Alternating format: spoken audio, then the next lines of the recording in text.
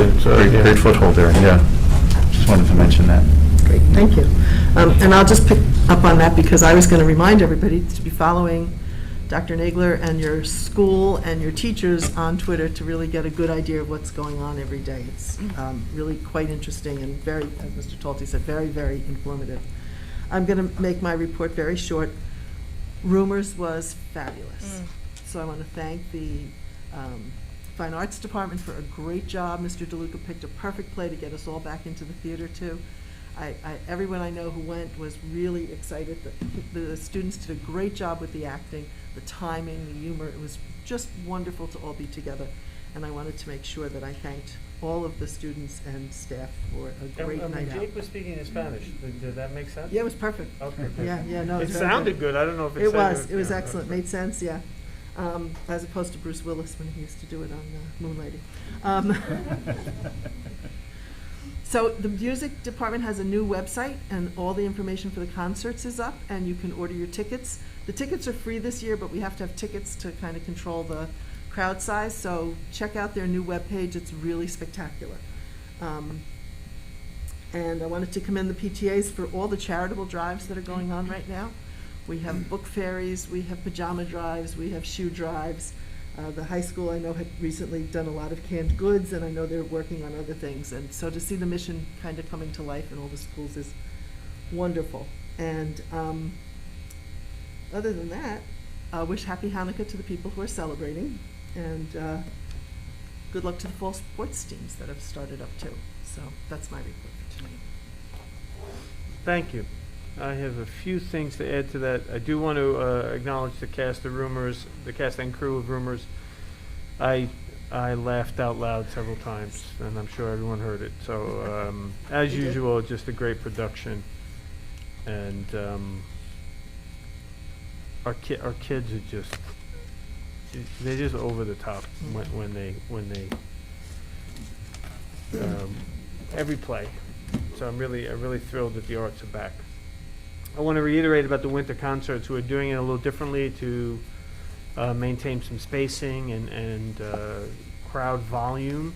So we're breaking up the concerts. All of the information is on the website, the times, the dates, how you can how you can receive free tickets, and the tickets are purely issued for spacing purposes.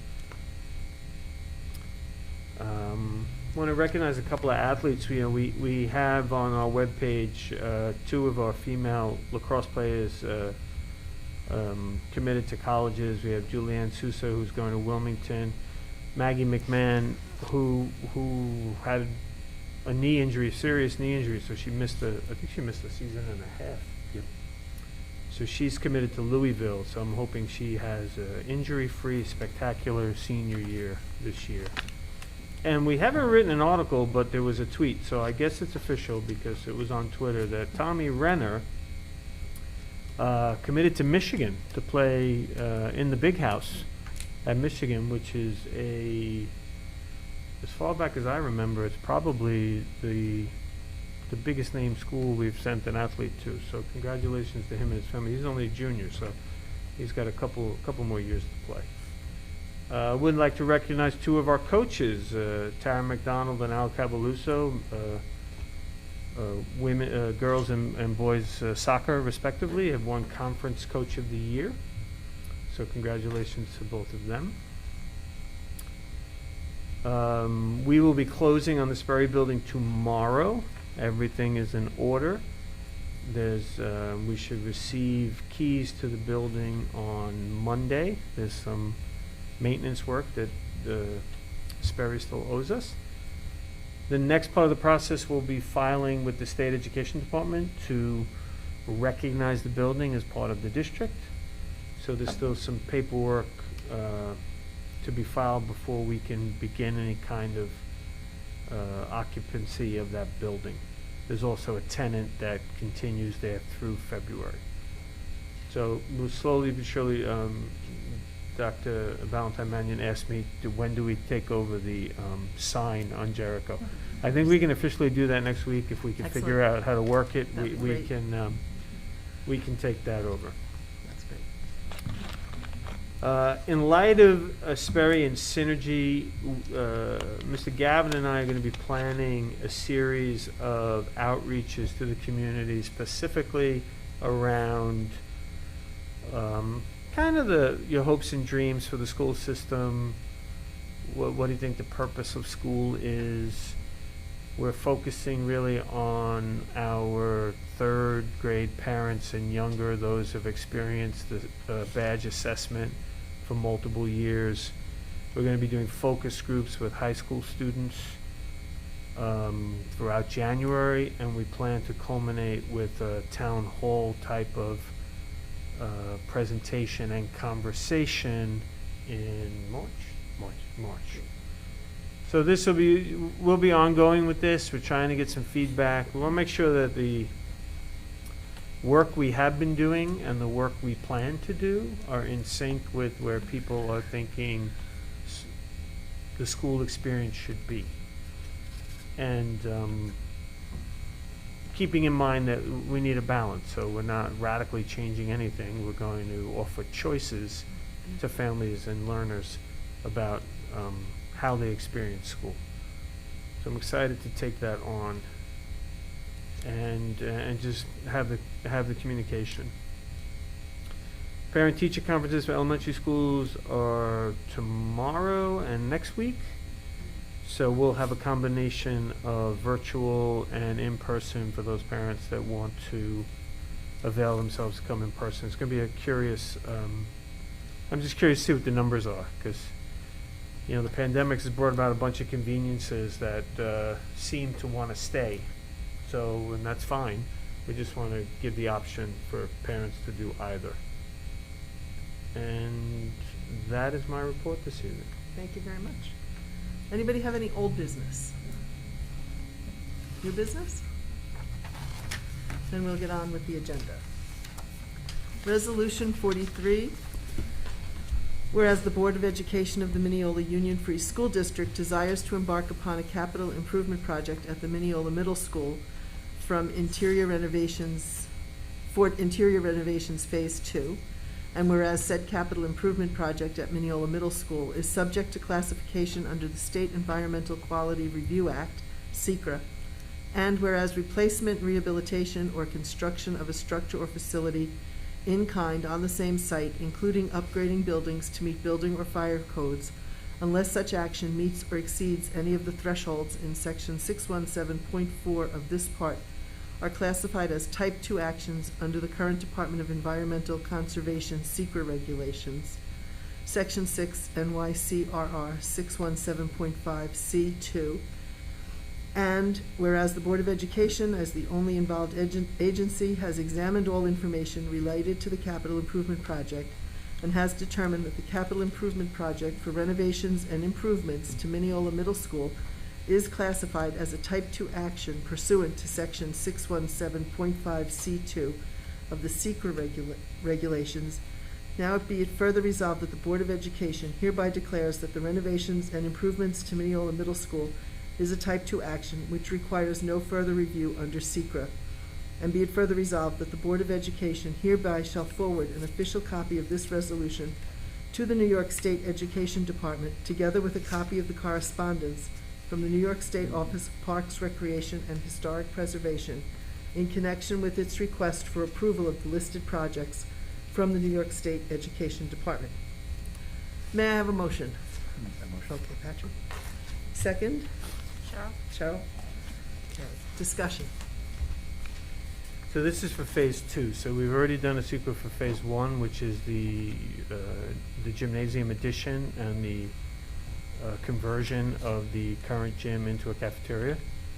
This is for when we move into those spaces and start to convert the current cafeteria into new science rooms and the annex into new music rooms. This work is farther down the road, but we plan to file this in the next few months.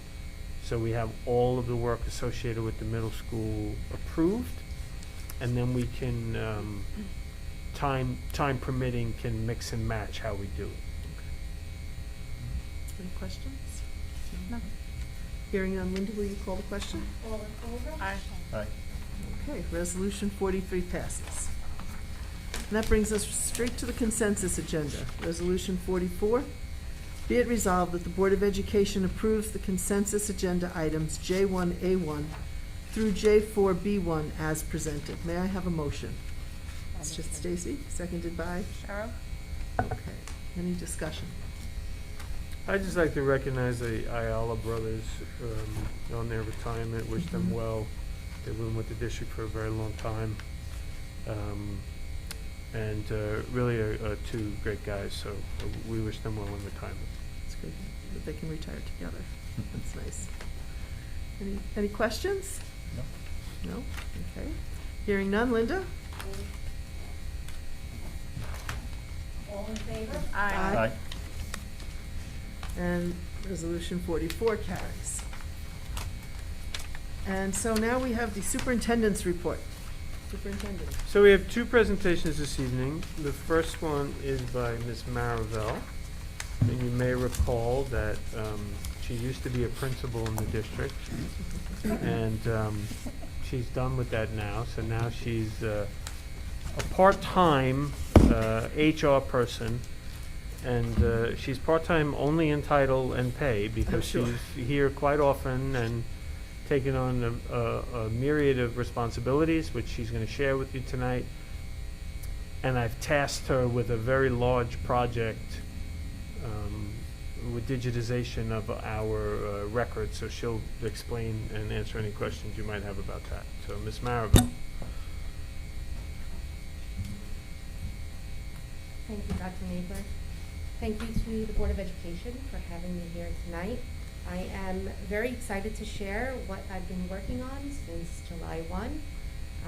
I am thankful for the opportunity that you have given me for the next few years at least, as a part-time Director of Human Resources. I'm enjoying it. I am learning a lot.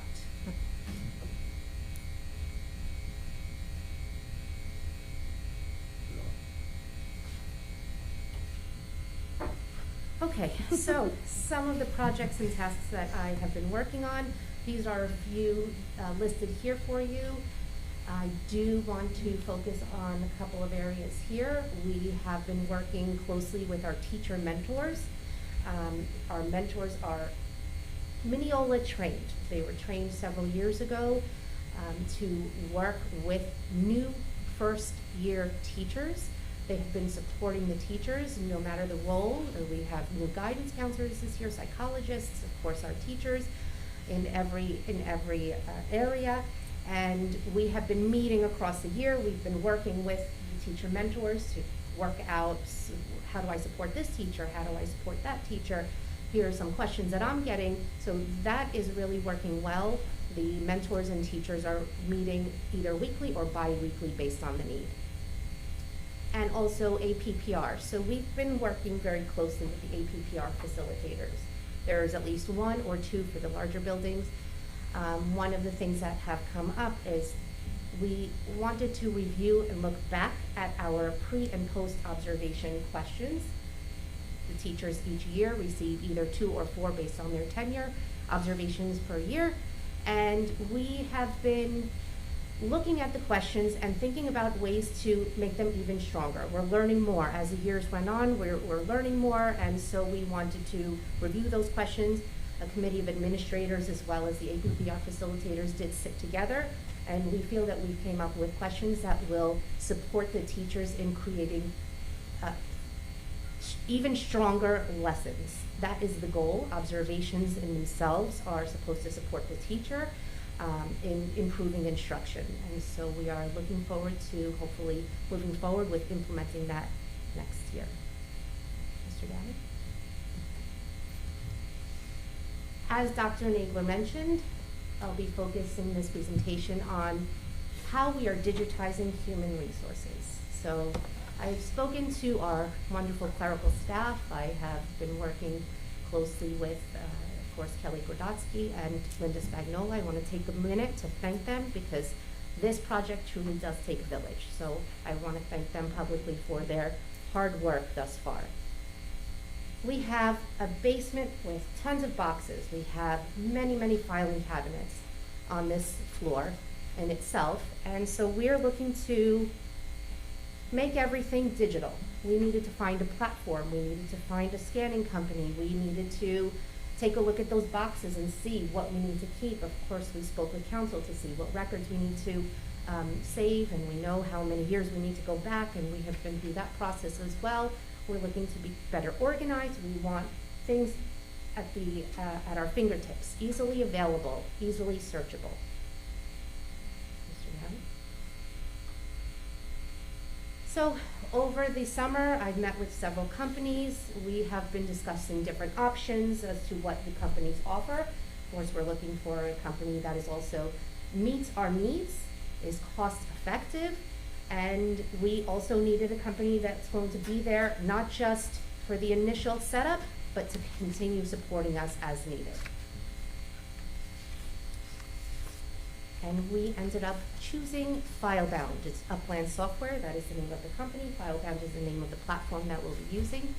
It's going to hold, it'll be a digital filing cabinet. So essentially, FileBound is has the filing cabinets in there, and within the FileBound platform, each employee in the district will have their own file, and within that file, you're able to create subfolders. So if you wanted to look up Dr. Nagler's resume, Nagler resume, and that will appear quickly. So it will really help us to have everything faster. We do get calls, as Ms. Spagnola has mentioned, from previous employees, retirees, and we have to go down to our basement and try to search in the boxes and try to find the records that they're requesting. So we're really looking forward to moving to this platform.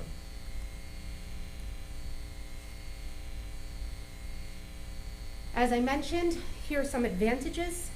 We're just looking to make things a little bit easier for us, a little bit faster. Another part of what we're going to be working on in FileBound is digitizing our evaluations. Administrators, clerical, custodial staff, teacher aides all have end-year evaluations.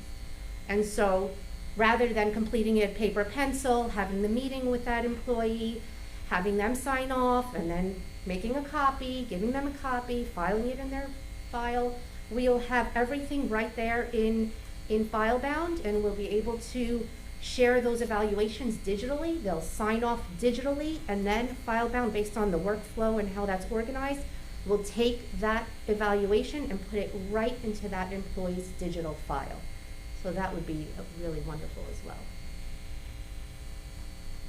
So step one, we are well into step one. We have already had a pickup of 147 boxes from our scanning company that we're using. It is a secure company, of course. It's something that they do. They work with medical companies. They work with confidential records all the time. And so based on their responses of the questions that we asked, we felt confident in the security of the documents. I am expecting within the next few weeks to receive the hard drive of our scanned documents back. They will not purge our documents until I give them the okay to. So that also was something that we felt secure about. Step two, all documents will be uploaded into FileBound. BOCE's going to help us with that transition. And training has already started to happen. So I started out, and then Kelly Grodotsky, who was a secretary in my office, also started to receive training. Now Renee Ryan, as well as Linda Spagnola. So little by little, we're bringing everyone on board to begin the training process. And step three, we'll be ready to go, and I can't wait for that day. We are calling the HR project, Project 1. We're looking at 4 different projects. Ms. Fishman and I have already been speaking, and we are working towards moving to Project 2, digitizing pupil personnel services. Then Project 3 will be registration, and so all of our buildings can also start to scan and digitize the student records that they hold. And finally, payroll will be Project 4. That is my report for tonight. I'm happy to take any questions or comments. So I just want to add a couple things. The mentor requirement is a state requirement, so every new teacher, first year initial certification is required to have a mentor. So that program has been very popular the last couple of years as we continue to retire a lot of folk and hire new people that are new to the profession. Ms. Maraville glossed over the OCR data collection, which is a bear of a project. So I think she just doesn't want to talk about it, but that occurs every couple of years. That was my first question. Keeps Yeah, me up at night, so. Nobody wants to talk about that. Yes, that was the bane of Mr. Escobar's existence when he did it, so that's not to be overlooked. And the impetus of this entire thing was an auditor recommendation from our internal auditor about how we file things and how we keep records, and not only the security of them, but that we have everything we're supposed to have in a personnel file. So all of this is going to help us maintain better records over time. And then selfishly, if central office does move, we have a whole lot less stuff to take with us. It's amazing how much of this building is paper. We have more file cabinets here than the rest of the district. So I think there's just a more green initiative and a better, more productive way of doing this. So those are my comments. I don't know if anybody had any questions from over here. I do. When do you expect to go live for Project 1 to occur? I'm anticipating March or April. March or April, okay. Dr. Nagler mentioned OCR. Are the documents that we have that are going to be put in file bound, are the majority of these typed machine font, or are there handwritten documents? Both, actually. Right. We do have both. Depends how old the employee is. Yeah. Yeah, okay. Seriously. And what kind of Yeah, capabilities truly. do they have? So it's a natural question then, for reading, machine font is pretty easy for OCR, but handwritten font, not so much, especially if they try to read my writing. So in order to digitize, Right. you have to have a scanner with a certain DPI. And so the scanning companies do have those particular scanners. So we're going to see as clear as if you were to have it in your hand Right. anyway. Right. It's okay. also filed by name, so So the anything documents will be there. handwritten, right, Yeah. so. What I was getting at, really, where this was going was, you had talked about the searchability Searchability. of it. Mhm. And if it's machine font, then it's gonna get, right, it'll be searchable. But and maybe that's not a big deal, maybe for the older stuff, it's not gonna be a big deal. Well, the search is convenient, but the default will be by person and a folder, so. So if you do And have a employee look, IDs, it's really gonna be right. narrowed down Yes. already. Yes. Correct. So, yeah. So if you're looking for a handwritten evaluation, for me, Nagler evaluation, they're all gonna be there. find Right. Right, yeah, okay. No, I think it's high time, that we do this, so thank you very much for That's great. undertaking an ambitious project, and look forward to seeing the results. And did you ever think you'd be so excited about talking scanners and knowing all about that? I mean, Patrick, and you just said, well, the OPI, and she was just like right on it. And I was like, I am impressed. So thank you very much. It's been exciting to quote unquote geek out on this, so. That's awesome. Thanks. I wish we could have more geeks in the world. Yes, always. Yes. Never Thanks. have too many. Make the world go around, That's right, true. that's right. It's true. Okay. Thanks, Margarita. Thank you. Thank you so much. We're glad you're here to do it. Since you're part-time, you can go home. Our next presentation, we have a group of people, and I'm looking forward to be pleasantly surprised, because I purposely did not go through this entire presentation, Ms. Fishman, because I wanted to be wowed with your presentation, so. No pressure. No, none at all. So,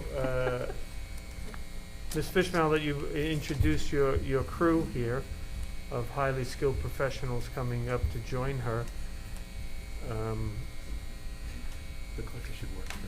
And you're going to do a little setup about why this is different this year. About, or you want me to do it? So she came to me and said, I don't want to do the normal report I do every year. Well, still my presentation. Okay, good. So then speak up. I assume I'm gonna cry, so. It's a good assumption, yeah. Good evening and happy holidays, everyone. I'm joined here by Karina Waldman, school psychologist at the Hampton Street School, Jenny Fahey, assistant principal at the high school, and Sue Palladino, one of our star RISE teachers. I usually do give you a report about new programs, statistics, and outcomes, but the work we're doing right now is so much more powerful that I really wanted to tell you that story. We live in a world of ambiguity, in a world that's constantly changing. We have challenges, small or large, that we face every day.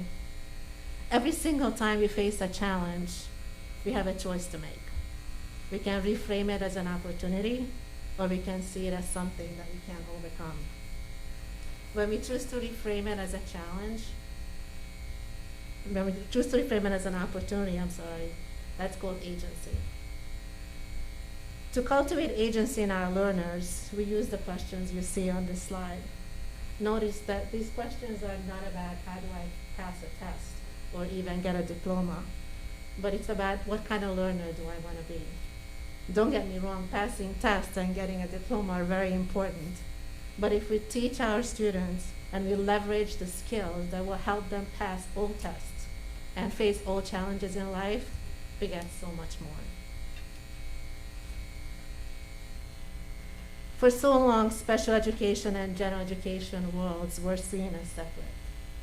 Social emotional learning was an intervention in special education for students who struggled with social skills or regulating their emotions. For all other learners, this was assumed to be inherent. The focus in special education was mainly on reading, writing, and math skills. But what our students really need to learn is how to learn and how to be a learner. When they know that, they can attack every reading, writing, and math skills, and all challenges in life. A learner is a learner regardless of their starting point. We all struggle. A learner who believes in their capacity to grow makes the choice to do so. That's agency, and that's universal. In the last few years, we've been cultivating social emotional skills by teaching these skills in all classrooms. Because we realize that these skills lead to becoming confident and happy adults. When asking the question, who am I? We want our kids to be able to say, I am someone who is in charge of their emotions. I'm excited to show you how we cultivate agency in our shared world in special education and general education. And I would like Karina Woolman to tell you about what some of our youngest learners are doing.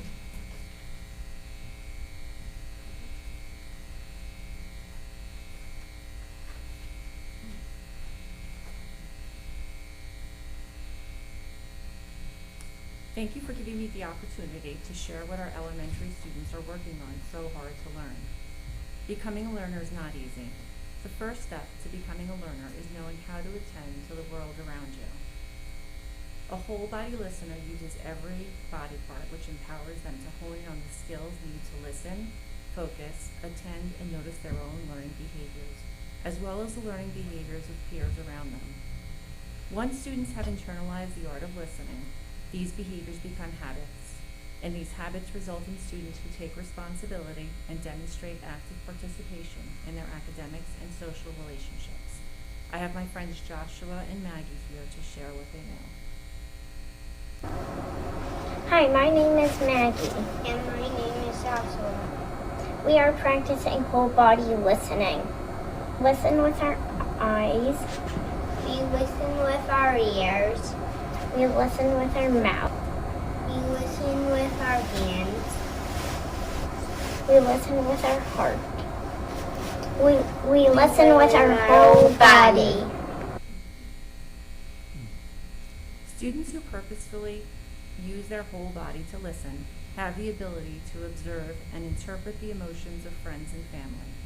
In the elementary schools, Tier 1 instruction takes place with all students on topics that cover ways to pay attention, understand that mistakes are opportunities for growth, identify emotions, practice emotion regulation strategies, and problem solve. Elijah is now going to teach us about the zones posters and the emotions he feels. Hi, my name's Elijah. What zone are you in? When I'm in the blue zone, I feel sad. When I'm in the green zone, I feel happy. When I'm in the yellow zone, I feel nervous. When I'm in the red zone, I feel angry. That's my favorite face. Students learn how to communicate their feelings by using their words as well as their hands. That signal that Dr. Nagler and Ella use, or tell others that they are dysregulated. The thumb represents the amygdala and the top finger is the prefrontal cortex. When the emotion center of our brain is red, we flip our lid to show others how we feel and that our prefrontal cortex needs activation by way of strategies. Ella here is going to teach us all about our lizard brain. Hi, my name is Ellen. This is my hand model. This is my amygdala. This is where I feel emotional. This is my free cortex. And this is my smart part of my brain. This is my lizard brain. And this is not a real lizard. My lizard does not have a free cortex. When my hand up, it means I can flip my lid. That's great. As mentioned earlier, Tier 1 is when skills are taught universally to all students. Students who need a little more support are provided group instruction for additional practice, and this is Tier 2. Tier 3 are students with IEPs who receive individualized instruction with a social worker or a psychologist. I want to end this with Nicholas, who coined the term Pop Buzz Zap for his growing neurons. If I'm angry or frustrated, I do like this, and it feels good to me. Sometimes I squeeze my hands very tight. It feels good to me. I count to 10 and take a deep breath. When I'm calm, I try again. Practice, practice what we do.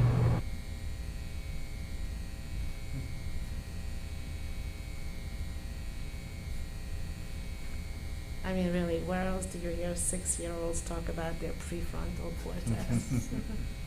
Right?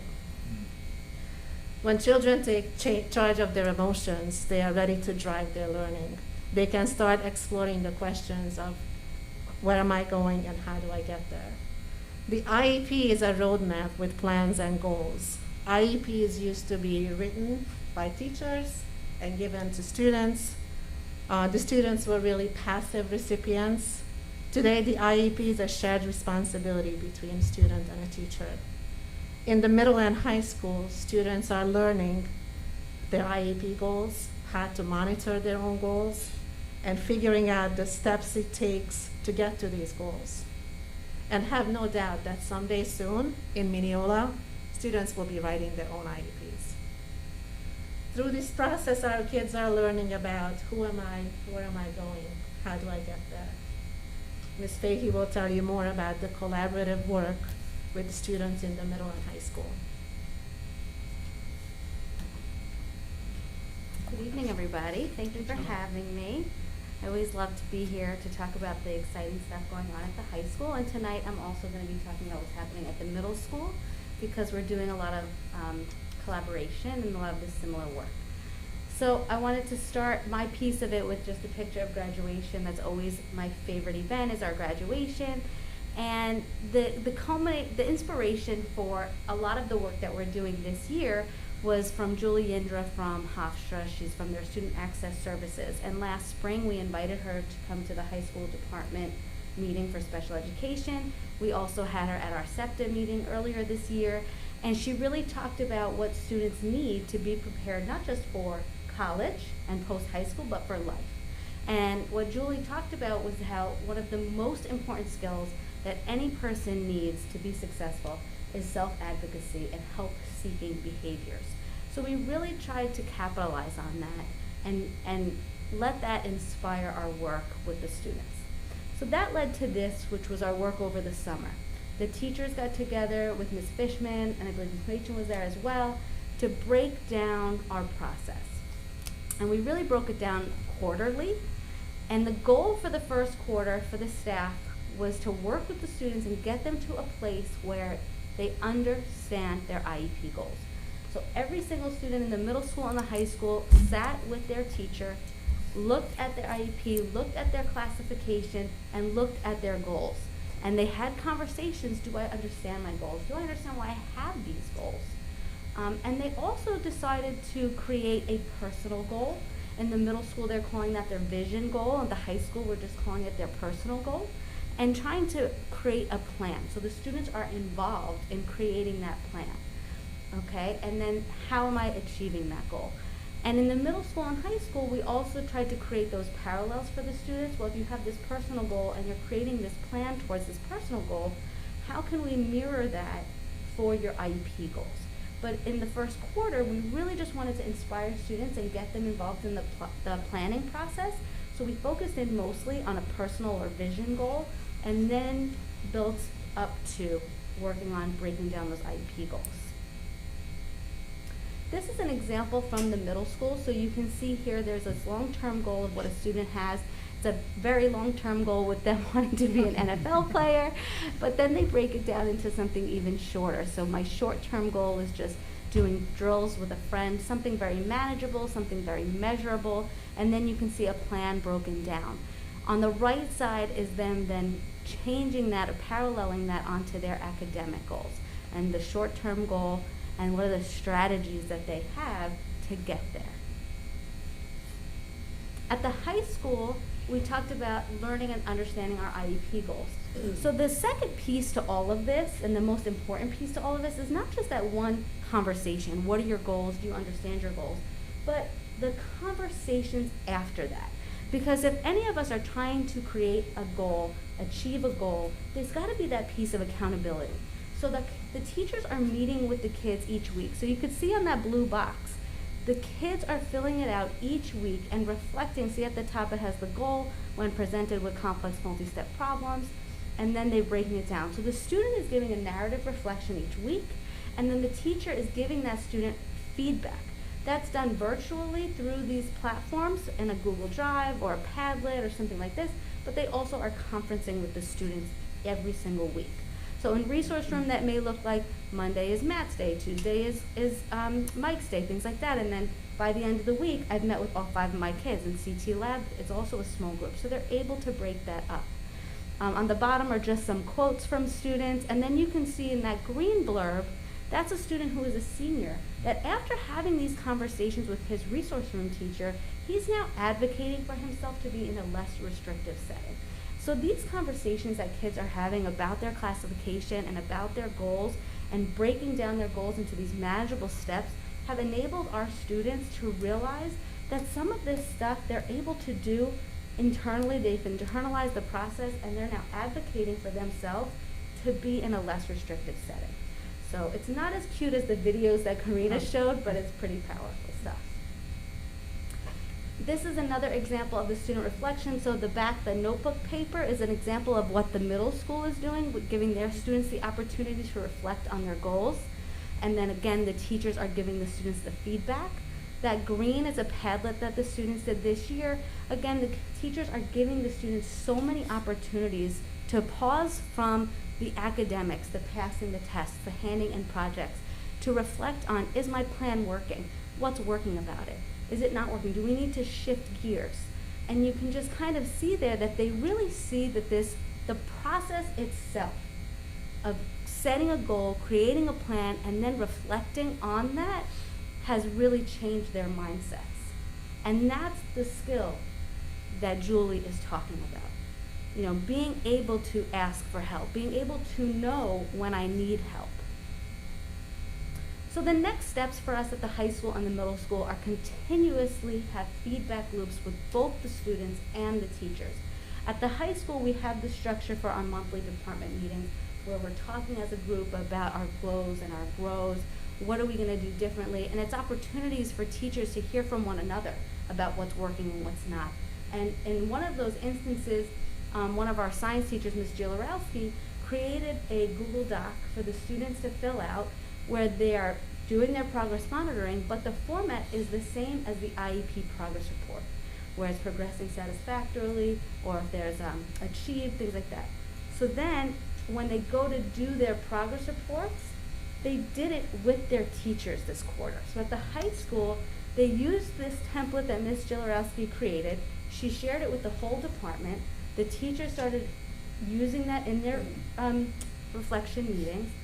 And then when it came time for the quarter to end and those IEP progress reports to go home to families, the students had their voice right there. And they saw that these meetings and these conversations weren't just, you know, for fun or just to create goals and help them build that. They really saw that this is, you know, black and white on paper, has a lot of strength and a lot of power and a lot of value. So that was a really exciting process. And the teachers, not that they were amazed, but they were really proud of their kids. They were really proud of the student voice in that process. And it mirrors what's happening at Synergy, where the students are part of those reflections, they're part of their grades, they're part of their progress reports, and it's happening with the IEP progress reports as well. At the middle school, the teachers are doing the same thing, it just looks a little bit different. They don't have that structure for the department meetings, so they're using digital platforms like Google Forms and things like that for Katie to work with those special education teachers and support them. And that's my piece.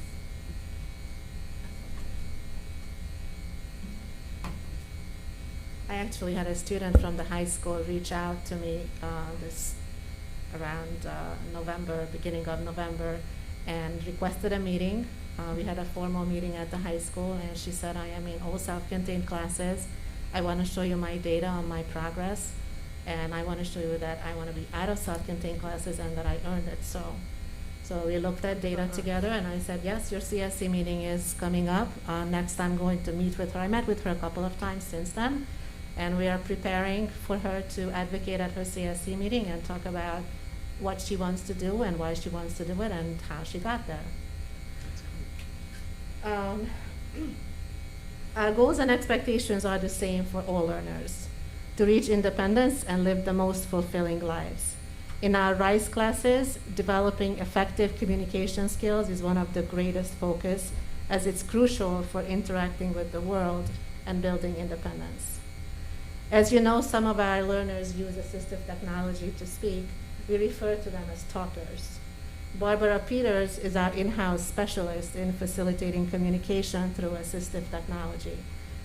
The last 2 years, part of her assignment has been to support the entire district to train our staff, our parents, and our students in how to use these devices and how to facilitate communication. I want to thank her on behalf of our staff as well as our families. And now I'll ask Sue Palladino, one of our teachers, to tell you how the students in the RISE classes are working towards the very same goals you heard from Ms. Woolman and Ms. Fahey today. They too are answering the same questions and cultivating agency within themselves. Thank you for having me tonight. So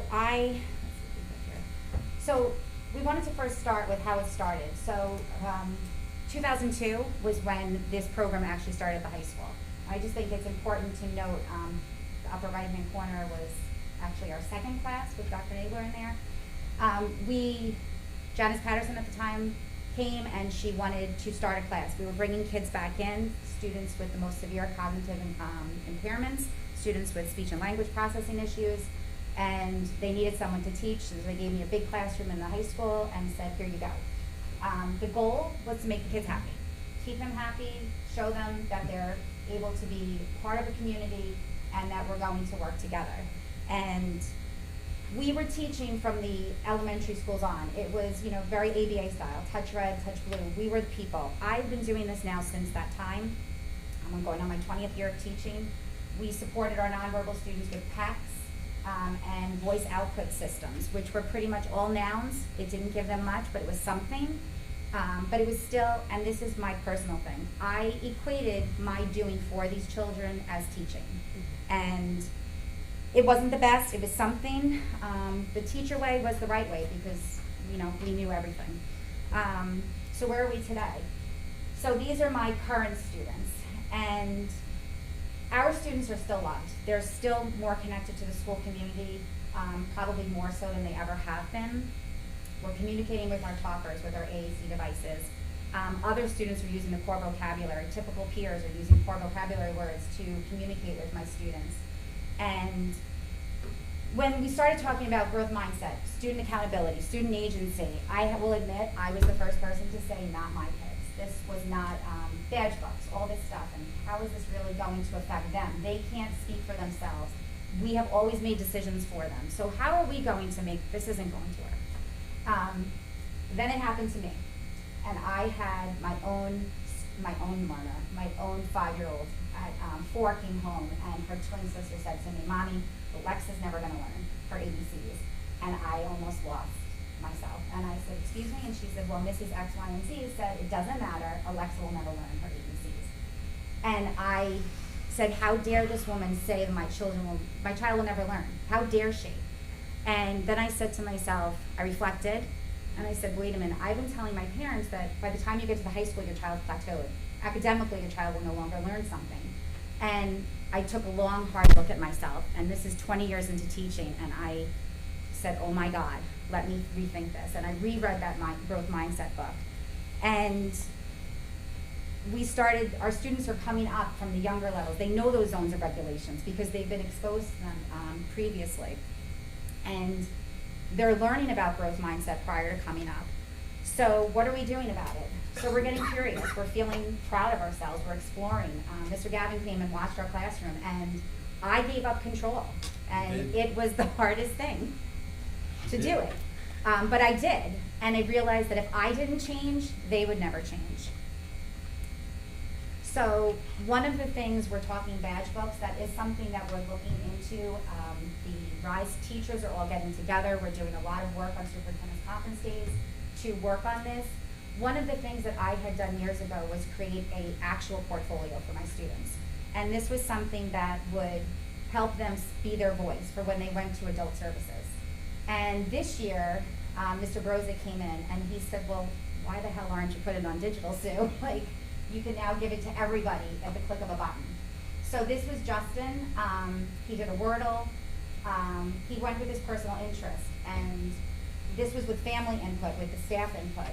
The parents write a letter to him, like just for what their hopes and future is. And then we give them some transition planning goals and what is he interested in, and we see if they all match up. This will allow him to go anywhere, to any adult agency, and they will know what makes him calm, what makes him happy. If he's having a bad day, what is something that we can do? Well, maybe he just needs to watch Hawaii Five-0 and he'll be okay. It gives them the things that you need a checklist, it'll tell you. If I know something that works for him, with my kids from the time they're 12 to 21, I have them for a very long time. I know their tells. No one else does. So this is giving us all a chance to be able to showcase what they do, and everyone will know those kids, what they're able to do, and they feel so proud of themselves doing this. They love showing people what they're doing. So communication, as you know, Catherine said, this is such an integral part of that self-advocacy piece. This one, this is what every special ed parent wants to hear. Mommy, yeah. No. And he used his talker to tell Mommy he loved him, that he loved her. You can see the other things that they're seeing. And our kids, what we would have years ago called our most needy students, are using these talkers to be able to tell people what they need and what they request. They're able to tell those things. So where are we going? Up at the high school, we have Try It Tuesdays. I've never seen my kids sit for 40 minutes with nothing, like no contact from me. We did rainbow looms and some old pot holders that they did. They sat there for 40 minutes, and my staff tried to get involved and said, what can I do to help you? And they said, leave me alone. They wanted to do it themselves, and they sat there for 40 minutes and then asked to come back to it again, which was amazing. They were getting up, and my initial reaction was to say something and go, wait, we're gonna do something different. But I just let them go, and it was amazing to watch how they interact. They are making those pop buzzes and zaps. There was a student just, while we were trying this out, it was doing, making a snowman. So I started doing hand over hand with her, because she's severely autistic. And I said, okay, Sue, this is where you stop. And this is you stop. And her one-to-one aide started drawing next to her, and her one-to-one aide was just it's a brand new person, and she said, oh, Maggie, I'm drawing 2 circles. And Maggie drew 2 circles.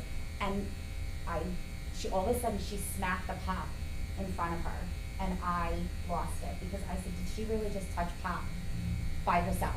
Independently, she knew she made a connection to herself, and it was the most beautiful thing I've ever seen. So they're learning their voices matter. They are learning, they are works in progress, they're smart. They're no longer just that special class. This is my Corinne, and I'm going to end my slides here, because when I see this, I'll let her talk. Hey Corinne, what are you? Mama. I am smart. So thank you.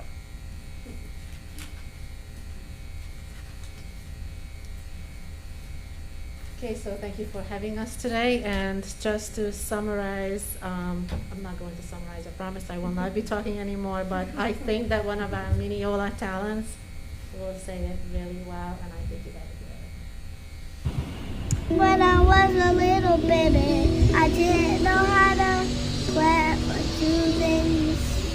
But then the next time I did something, I went to school and I learned about all the things that I did. But the first grade was getting a little harder, but then I managed to do it. But then I got it wrong one time. I felt mad, but then I took a deep breath and said, it's okay to be mad sometimes. When people are feeling too sad, I went like this to remind them, use a strategy and get it along with your emotions.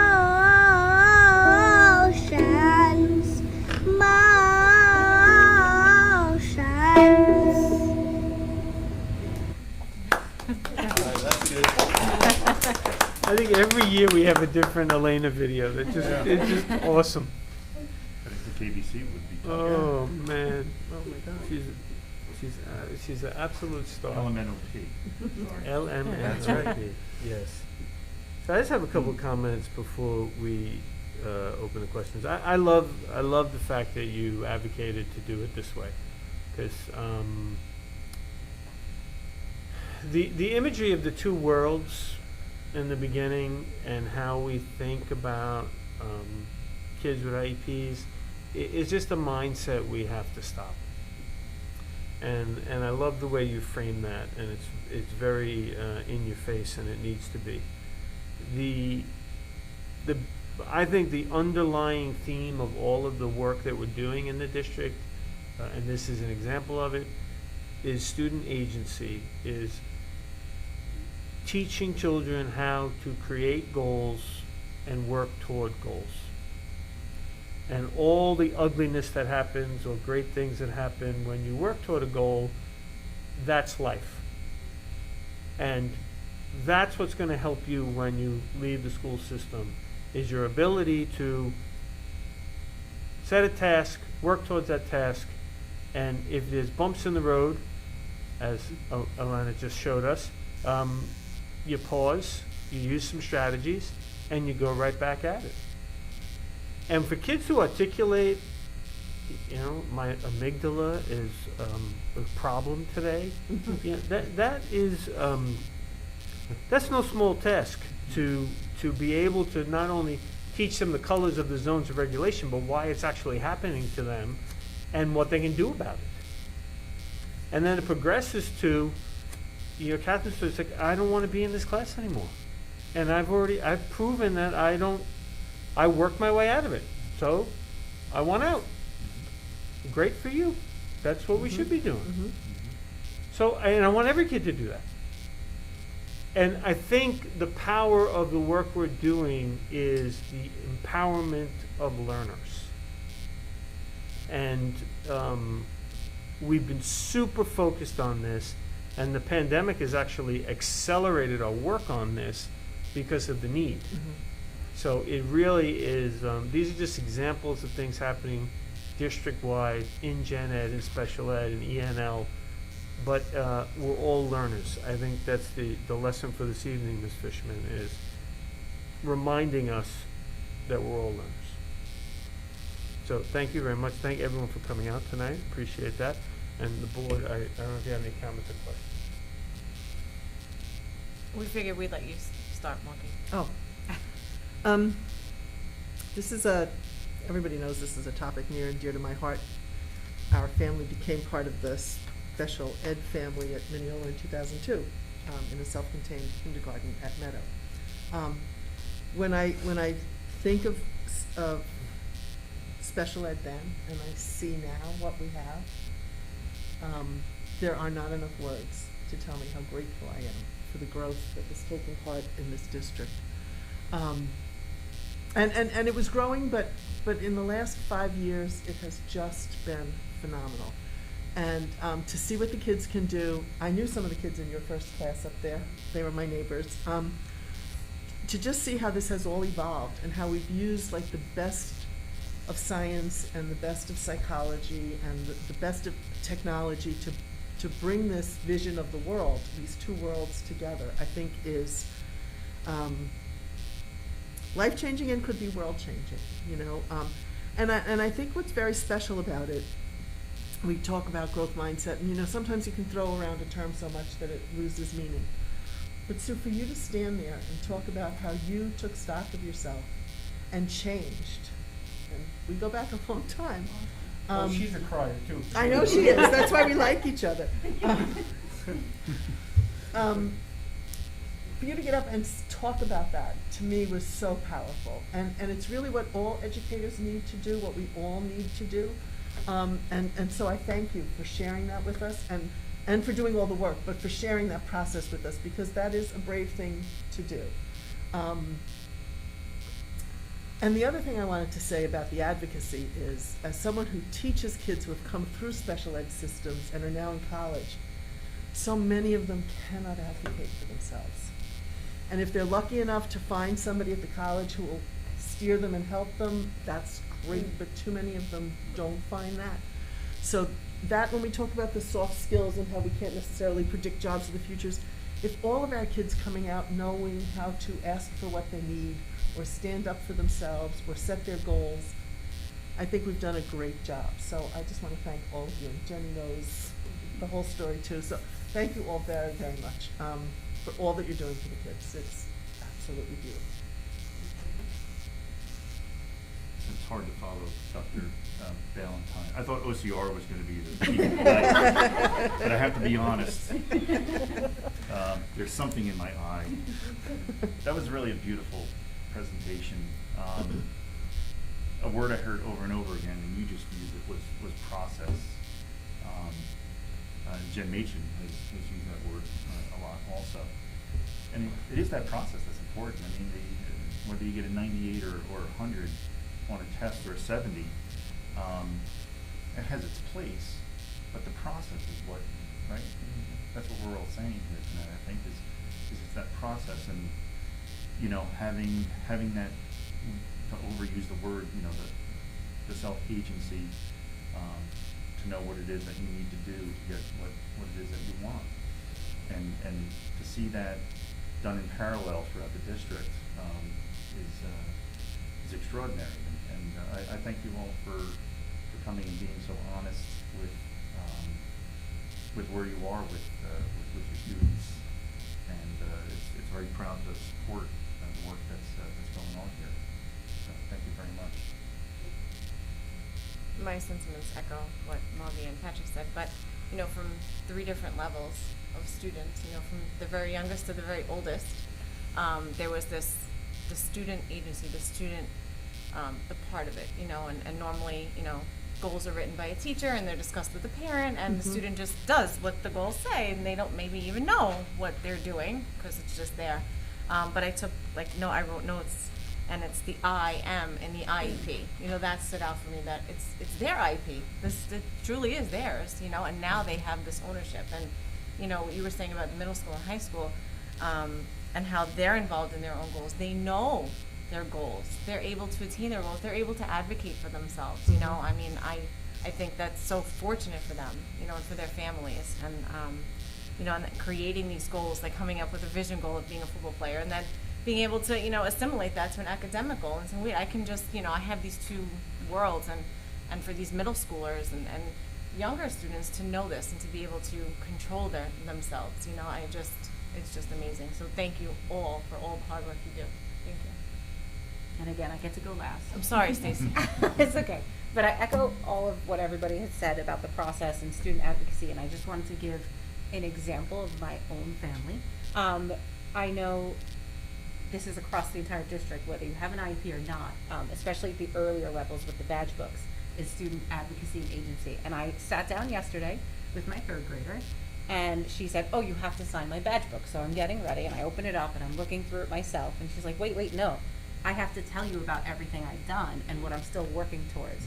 So that was a big moment for me as a parent and as an educator as well, to see that my 3rd grader, who's 8 and, you know, is so reluctant to do her homework, and, you know, she'll do it, but it's a big push, but she can articulate where she needs to work, what she needs to go towards, and that agency that you're working across the board with all students.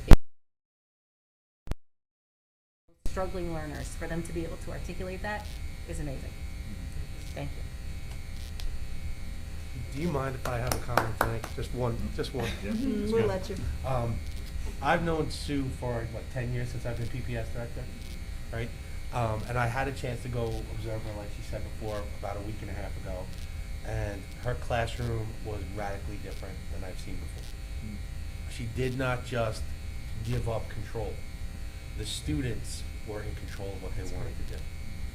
And moreover, I got to see the I am a learner culture embedded in everything that was done. And not just from the kids' point of view, but from the system point of view that Catherine, Jenny, and Karina pointed out, that right down to students that I've known since they were 5. And it was amazing to see. And I got a sticker, got my little neuron sticker. They were all happy with me because I also helped out. And they were able to do the recipe that they were trying to do with measuring and everything. It might have a little bit too much baking soda, a little bit, but it was one of the best things I've seen, and I just wanted to thank you guys for that. It was great. That's awesome. Thank you. Well, I've known Sue for 20 years. No. Excellent. Thank you very much. That is my report this evening. Thank you very much, and thank you to everybody who came tonight to report. Do we need an executive session? We do. We need to discuss negotiations. Okay, can I have a motion, please? I'll make it. Patrick? Seconded by Stacy? Okay, Linda? Aye. Okay, the meeting is adjourned. Thank you all very much. See you in 2 weeks. That